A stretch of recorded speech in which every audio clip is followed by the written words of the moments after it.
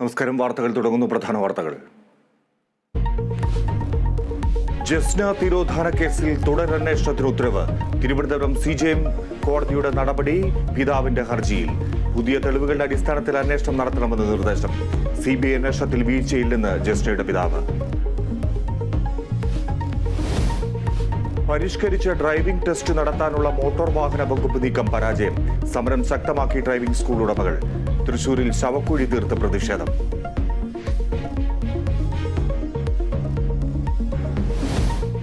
പാനൂർ വിഷ്ണുപ്രിയ വധക്കേസിൽ പ്രതി ശ്യാംജിത്ത് കുറ്റക്കാരൻ. വിധി പ്രസ്താവിച്ച് തലശ്ശേരി അഡീഷണൽ ജില്ലാ സെഷൻസ് കോടതി. ശിക്ഷ തിങ്കളാഴ്ച വിധിക്കും.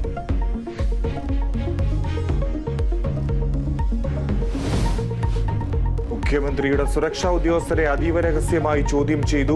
നടപടി ആലപ്പുഴയിൽ കരിങ്കൊടി കാണിച്ചവരെ മർദ്ദിച്ച സംഭവത്തിൽ. ചോദ്യം ചെയ്യൽ സംഭവം നടന്ന 5 മാസത്തിന് ശേഷം.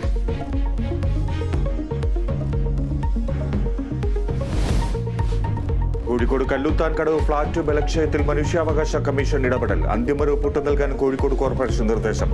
നടപടികളിൽ 1 മാസത്തിനകം വിശദീകരണം നൽകണം. കമ്മീഷൻ ഉത്തരവ് കേരള വിഷൻ വാർത്തയുടെ അടിസ്ഥാനത്തിൽ.